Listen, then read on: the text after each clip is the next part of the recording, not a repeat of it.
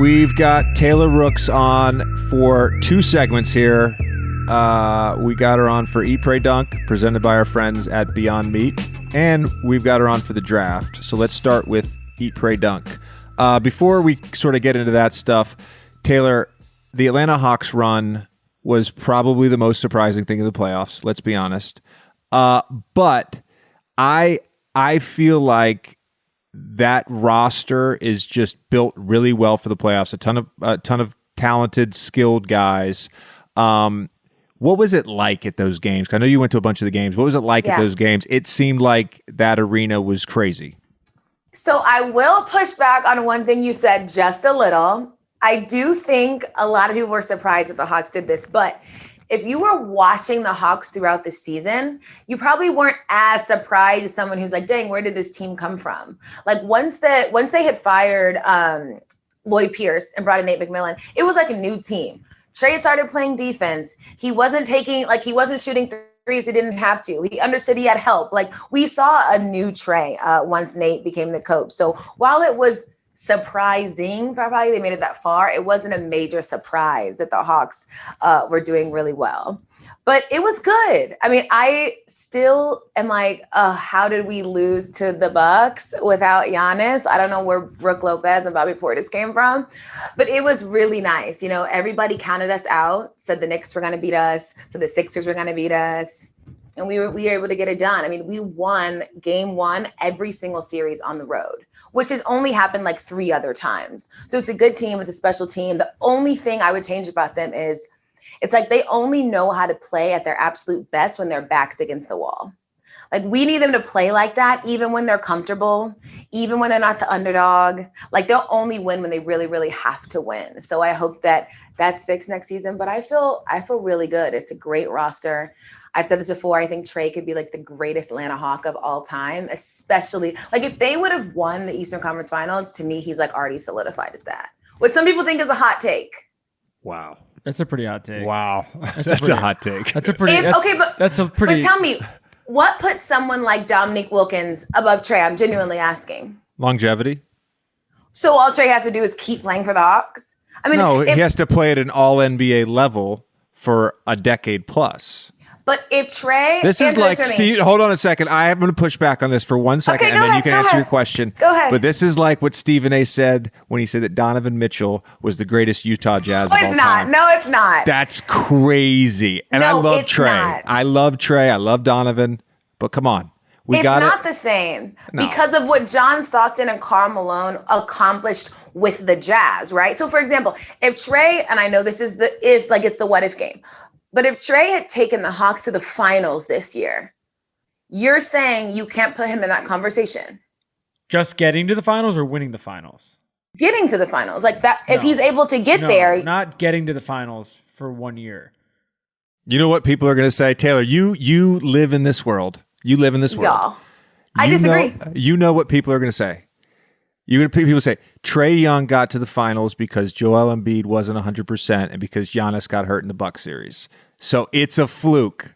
That's what they're going to say. Not a fluke. I'm not saying it's not right. A fluke. I'm just saying that's the chatter. That's the chatter. It's interesting you say this because I was just having a conversation with my friend about this. Like, does history really remember the injuries? I don't think it does. We know right now because we're living it. We know some crazy shit happened with the Nets, right? We know that Embiid was hurt. We know that Ben Simmons just did not have a great playoffs. Like we know all that stuff right now because we're watching it. But in 20 years, if the Hawks would have made it to the finals, you think they're going to be like, well, it was a fluke year. Like that's only right at this moment. I don't even think we'd say it in 10 years. Like history does not remember that stuff. I agree with you 100%. And I'm not taking anything away from the Boston Celtics. But when Bill Russell was dominating the NBA, most people don't realize there were 8 teams in the NBA. And if you were first place in your in your division or conference or whatever, you had to win 2 playoff series to be NBA champion. So you got to pass for the first round. Yeah. And then there's 6 teams out of 8 teams made the playoffs. Like that's so it's like Celtics Twitter gonna come for you. No, they're definitely gonna come for me. But I'm just saying he did what he was supposed to do. He won a lot of championships. Great. And he was the best player, or one of the best players in his era, for sure, no doubt. And the greatest winner, however you want to quantify that, but the greatest winner, or qualify that, but the greatest winner in NBA history, for sure. But let's just, again, context. We're talking about context right now. Let's have some context on that. I want to shout out Nate McMillan. I also want to say, I'm friends with a couple of the Hawks minority owners, and I texted one of them before the Knicks series. I said, you guys are definitely going to win this series. I saw that coming, so I'm not a Hawks hater. Mm-hmm. I think the surprise part for me was beating the Sixers. The Sixers were such a dominant team in the regular season, and no one could have predicted that Joel Embiid would be a little bit banged up. So that's where the surprise part comes in. I just want to be clear on that.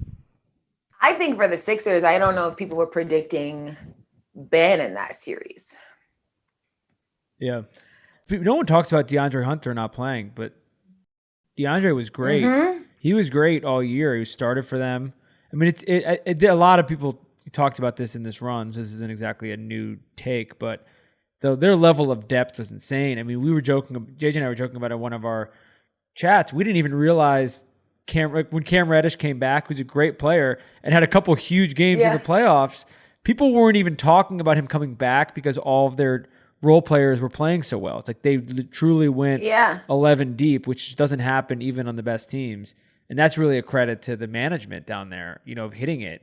Like they haven't missed that many signings, and they haven't missed that many picks.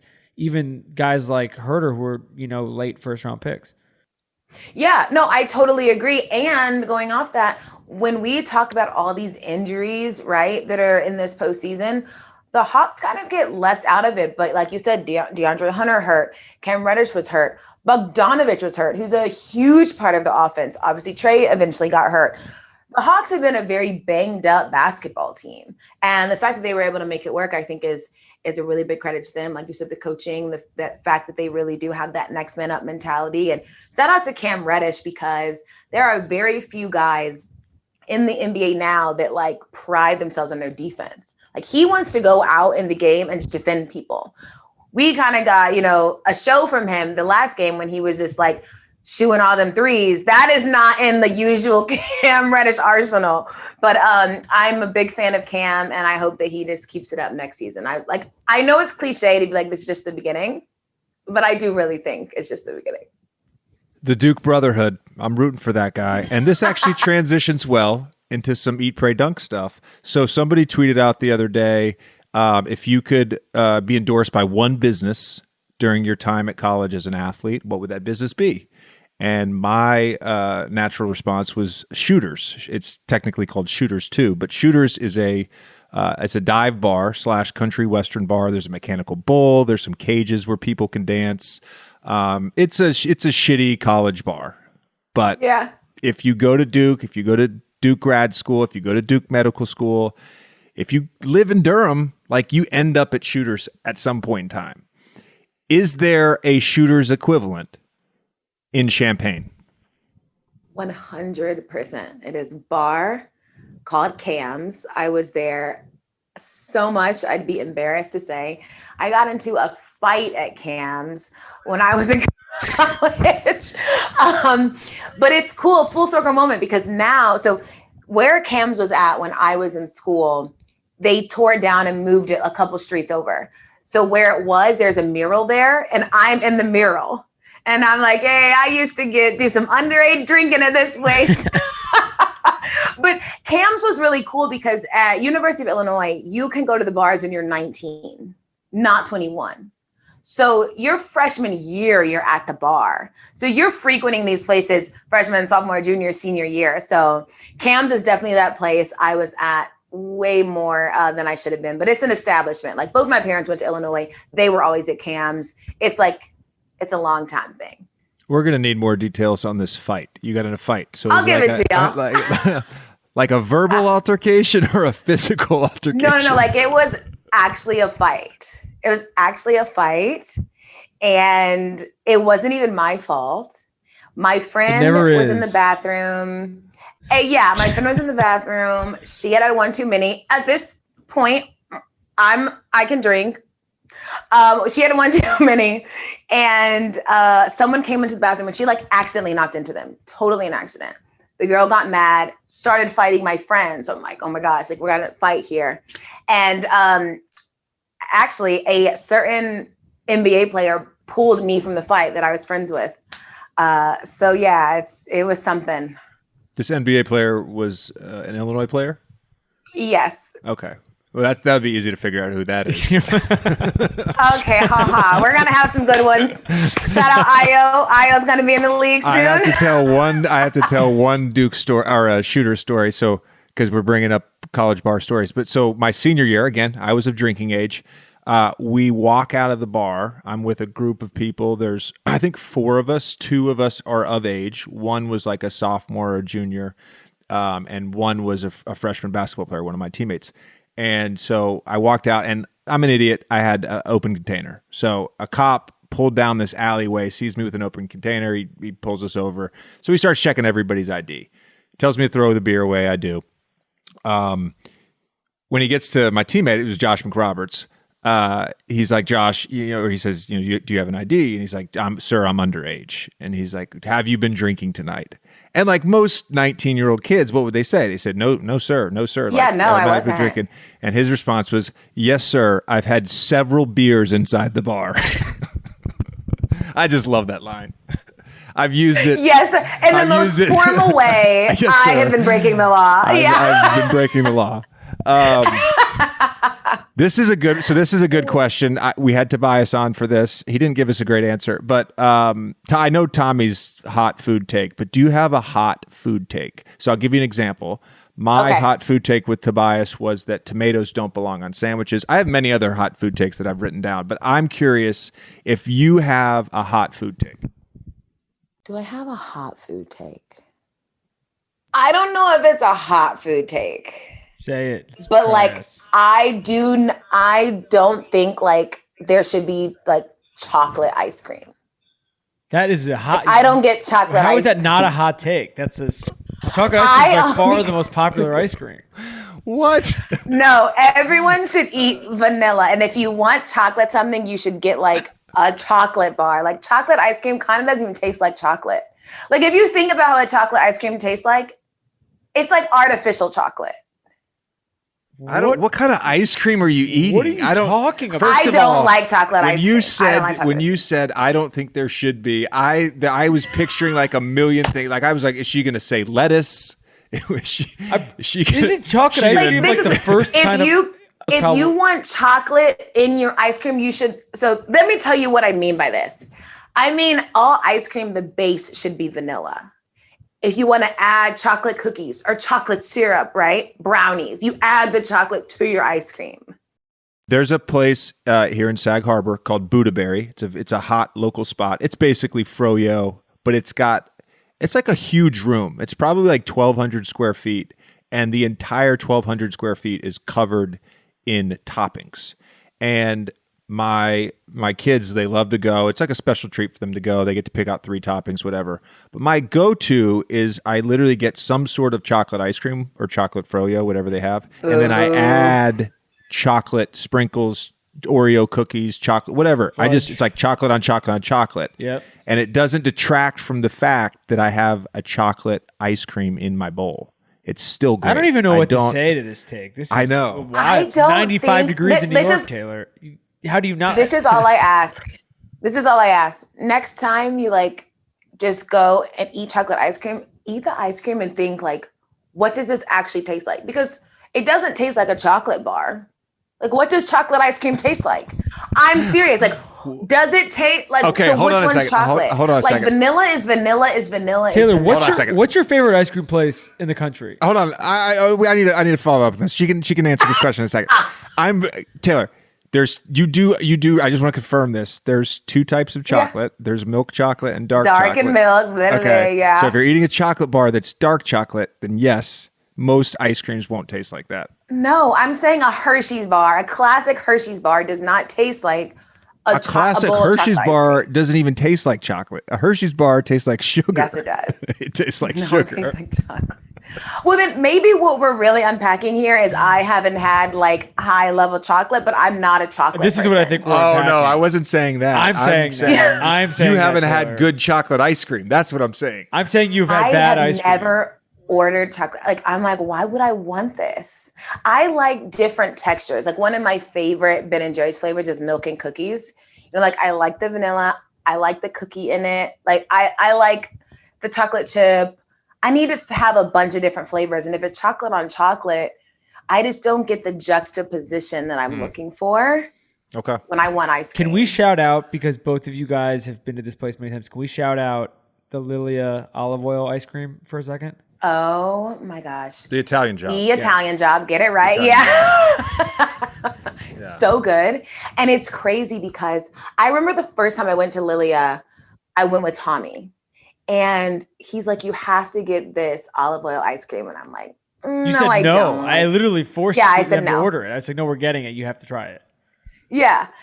Thank God for Tommy, because that has changed my life. Never would I have thought to pair ice cream with olive oil with the fennel. It's so good. It is perfect. I took my mom for Mother's Day. She's like, I'm going to try and make this. Just get like olive oil and fennel. I'm like, no, Mom, it's not. Yeah, you don't just like it's not like Walmart olive oil. It's like, you can't just dump olive oil on vanilla ice cream. Yeah, that's what she thought. And I'm like, no. But she's like, this is mind-blowingly good. She's like, this is my favorite thing I've had in New York. It was, it's so good. Just thinking about it right now. We need to go to Lilia very soon. We talk about Lilia quite a bit on this podcast. I'm just going to throw this out there. If you listen to this podcast, if you watch this podcast on YouTube, hit up Sean Feeney, SeanFeeney. Tell him you're a friend of the pod. DM him on Instagram. I guarantee you will have a chance to get it. It's a very hard ticket. It's very hard to get into Lilia. Hit him up. Tell him you're a friend of the pod. Sean Feeney will get you in. Yeah. He's going to hate me. Sean is going to hate me, but we're doing it. Sean's entire DM, friend of the pod, friend of the pod, friend of the pod. Now JJ's not going to get it. Yeah, JJ revoked his privileges.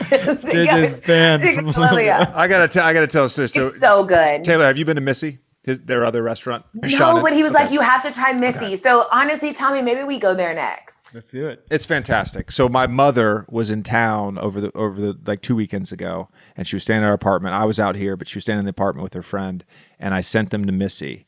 And this is just the type of guy Sean Feeney is, and Missy Robbins, the chef and owner as well. I texted Sean and I said, hey man, I'm going to pay for my mom's dinner. Let me know how to do that. He said, great. It's already taken care of. So I thought he meant like, I'll charge your credit card on Resi or whatever.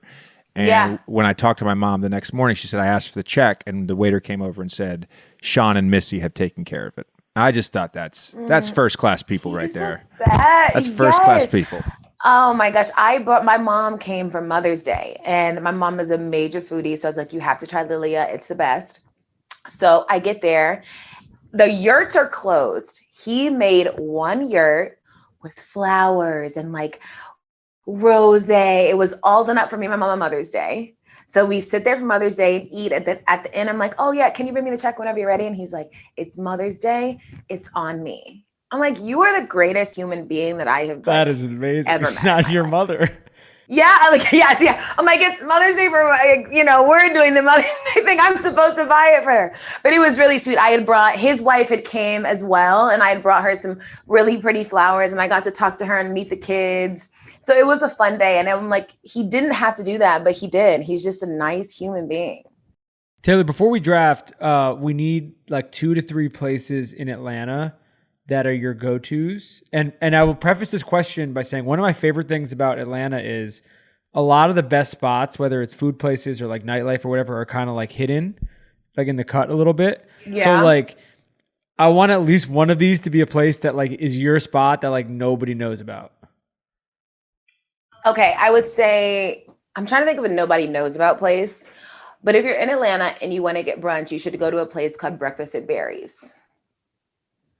The best everything you'll ever get. Waffles, French toast, pancakes, like it's amazing. All that carby Southern goodness. go to Breakfast at Barry's. This place is a little fancier, but it's amazing. I went when we were doing NBA Twitter Live, Channing Frye and I went. It's a place called Marcel. It's a French steakhouse, but it's so good. And I feel like this place is pretty known, but Slutty Vegan. That was my first like real vegan experience. And it's really good. Like the burger tastes like a burger. So those are the three that I'd say. But there's if you're just wanting like drinks and stuff, there's this really cute place. It's almost like a speakeasy. It's called the James Room. You should go there if you just want a nice drink. Atlanta is one of my favorite food cities in the country. There's some great restaurants there. What's your favorite? So my favorite actually, like they shifted. I didn't know this. I sent somebody there the other night. It's called Staple House. It opened fairly recently. And then, so I had been with TJ McConnell and we went back, and then I guess during the pandemic, they changed how they're doing their orders. So it was like a tasting menu, like a 10-course tasting menu, but it was like Southern, you know what I mean? It wasn't like some fancy French shit. And then I guess they're doing like basically takeout now. And it's like a really like a la carte menu. Yeah, it's like totally different. So it's like I sent somebody there the other day, and they said like it was just a different experience. So, but Staple House is like one of the best restaurants I've eaten in the country. There's also a place called Lazy Betty that I like. I would shout them out. I don't think I've heard of that. Yeah, it's great. All right, we should get to the draft.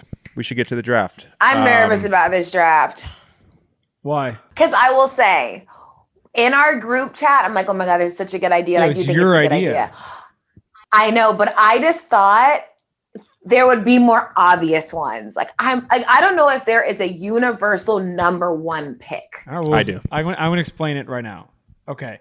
The topic okay. JJ's very confident, but okay, go ahead, Tommy. The topic of today's draft is best sports name drops in music. That's it. Taylor, your obvious number one pick is coming because you're up first. Best sports name drops in music. I just want to say with my picks, I need a disclaimer because I'm dramatic. With my picks, I think it was about, the catchiness of the lyric. How often do people say it? It's not just like the name that's mentioned in it. Okay.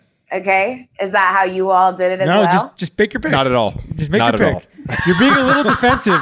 You're being a little defensive right now. Because I just know, I get very serious about these drafts, and now I'm feeling like JJ is about to fuck me up with his picks. Y'all are ready for my draft. Don't be scared of JJ. You'll be fine.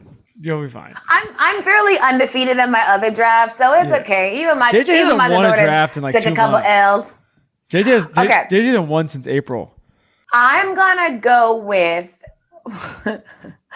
for number one. I think you have to go with from the Shy Like Tim, It's a Harder Way. Kanye Heard Him Say. That's a good one. My boyfriend told me that one. But I'll go with that one. That's a good first pick. I don't know why you were being so anxious. Because it isn't what I was going to pick for the first one. I changed up my whole strategy with how JJ's acting. Literally changed my whole strategy. That was not my first one. I think that checks JJ, go. That checks a lot of boxes. It's a great artist. I think so too. Great song. Do you play poker? Do you play cards? Yeah, spades, not poker. Do you know how to read people? Yeah, I think really well. Because you've read me wrong. You've read me wrong. You have a bad job. Oh my God. What'd you pick? One of y'all's gonna steal what my number one was. What'd you pick? I'm up. I'm happy. I was worried you were gonna take this, Taylor, with the Atlanta connection. I'm going Catch a Beat Running Like Randy Moss as my number one. Outcast, the whole world. I have an Outcast reference, but it's not that. Okay. JJ? All right. This first pick is fairly obvious. Splash on the Wrist, Jay Redick by Quality Control, Quavo, and Lil Yachty. Ice Tray. I mean, can you pick songs that name drop you? What a flex. You could do five. Let's just say my draft has a theme. They're all Redick. You know what was Taylor? You know what was funny? We had Yachty on last week. This is actually kind of embarrassing for me because I said it. We had Yachty on last week and we were talking about this, which is partially why it's sort of good timing.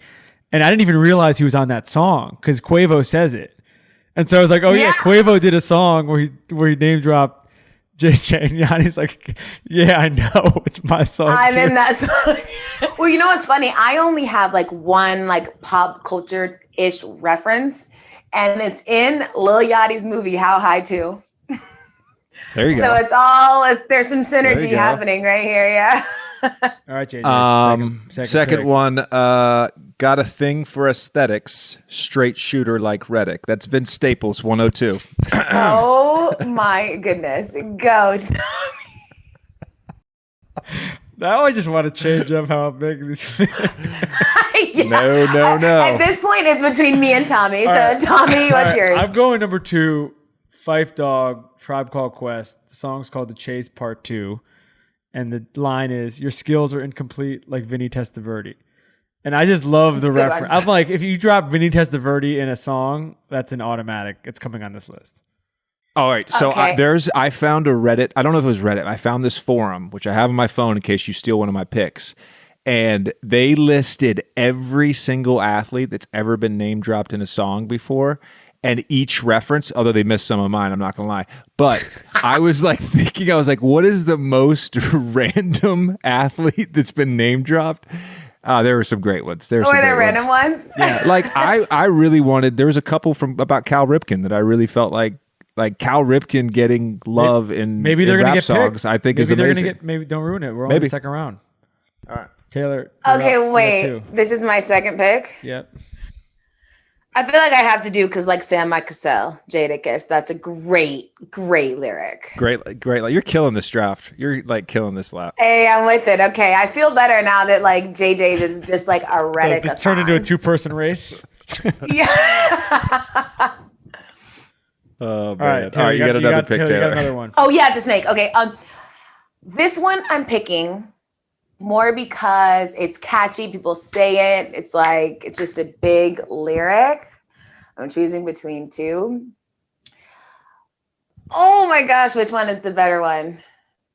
Okay, I think I have to do I hit the Ginobili with my left hand up. Like, woo. Drake. Jump in. I'm surprised Drake. You got to do it. I hit that Ginobili with my left hand up. Drake has so many classic. I'm like, actually, I mean, it's probably on us. He shouldn't have gotten that far. Yeah, I shouldn't have gotten that far. But there's like 3 more that are as popular as that I was really trying to choose between right there. But I'll go with that one. All right, I'm going a little more mainstream with my third pick because I read about the backstory of this line, which I didn't know before this. Empire State of Mind. If Jeezy's paying LeBron, I'm paying Dwayne Wade. And the backstory about it is really interesting, which it's too long for me to tell right now, but I would recommend everybody look up. And that it's obviously an iconic song, and the line is memorable, but that's my third pick. I like it, Tommy. Yeah, you guys honestly, like, other than the Vinny Testaverde pick, because anybody could have picked that in the 5th round. I don't know why I picked it in the 2nd round. But like, honestly, there's a few on my mind that I'm like, you guys are really missing these. One of which is what Duncan said. My JJ Redick's got flooded Pateks, and that was fabulous on leveling up. That was gonna be honestly. It's gonna be my first JJ pick. Is a very popular reference. I just want to point out that I got Quavo and Fabulous and Vince Staples so far. That's all. I'm just going to point that out. I'm just going to point it out. All right. Well, you got your 4th pick, so let's see what's next. All right. I can swipe bodies with my credit. Fred took 17 like Redick. This is when I was in Philly. This was when I played for the Sixers. 17, obviously my jersey number. That was No Cap. Ghetto Angels. Great song. Oh, classic. Wait, I have a question. How did you know you were referenced in that? Because I don't think you were just like listening to Ghetto Angels. Since that song has come out, I've probably had 15 people send it to me. Okay. So that's generally how it happens. Like somebody on Twitter will be like, "Yo, Fabulous just dropped you in a mixtape," or Lil Wayne just dropped you in a mixtape, and I'll like hear about it that way. I remember when Ice Trae came out, you didn't know for a while, and then they were playing it in the Philly locker room. Yes, and then correct. You were like, "Oh yeah, this guy Quavo." Amir Johnson was playing it, and I was like, "Oh, wait a minute, what did he just say? What did he just say?" Is that me? All right, Tommy. All right, fourth, I'm going Wale, who's one of the best at this. Yes. I'm going Wale, Black and Gold, Turn Ducks into Bucks, Luke Ridnour. If you get a Luke Ridnour reference, Dude. that is that is all time. That's a great one. When I was doing the research for this, Wale had a bunch. Wale and Action Bronson are the two. Yeah, Action Bronson had a bunch. And Wayne, I guess, is up there too. Yeah, I think Wale has a sports reference in probably every song. Yeah. Taylor, you got two to close it out. I think I got to go. I started off starving. Now they got me out here. Brett Favre, Art of Storytelling, Outcast. That's what I thought you were going to say when you're like, I need an Atlanta song. I hate Brett Favre, so I didn't want to pick him. Okay, fair. And then for my last one, I think I have to do maybe Refugee from Guantanamo Bay, Dance Around the Border like I'm Cassius Clay. Ready or Not, the Fugees. Great song. That'll be my final one. It's a good pick. Yeah, I almost did J. Cole just because it's new. People are still really doing solid it. Draft for someone that was having a panic attack beforehand. Yeah, JJ lied. You had a lot of diversity in your choices. JJ lied to me. All right, that's great. I'm in between two for my fifth. I'm very tempted to pick Sicko Mode, Wet Like I'm Booked, just because of the context, but I'm not going to do it. I'm actually going to take throw a little curveball here, and I'm going to go Simon and Garfunkel. Here's to you, Joe DiMaggio, as I want to have Simon and Garfunkel on my list, and I'm the only person to not pick a rap song. Wow. I still think I win. I mean, Tommy, the deep references, like picking Luke Ridnour as the Wale reference, like, wow. The Joe DiMaggio, like, I got to say, the effort was there.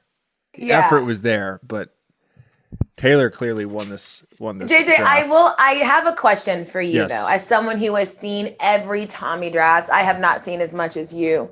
Here we go. I feel like something that happens for Tommy in these situations is he overthinks the draft. And he thinks that what's going to win him the draft is being the guy that like thought of the abstract, like fringe thing.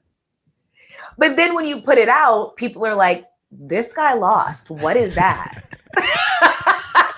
He does a couple things really poorly. So he generally does well on his first pick. His second pick is always bad. Like it's just always bad. It's such a reach. That is not even close it's such to a reach. true. The second thing is when he does well, he just keeps it simple. And that's basically your point. Like he just overthinks and he stretches and he reaches and it's just bad. Taylor, and honestly, to Tommy, I am in the lead, the official lead from Ryan Cohen, who is our draft determinator. I am in the lead over you. Now the guests have won more than me, but I am in the lead over you. There's certainly an argument in certain cases. I do overthink it, and I do take picks that are a little too outside the box.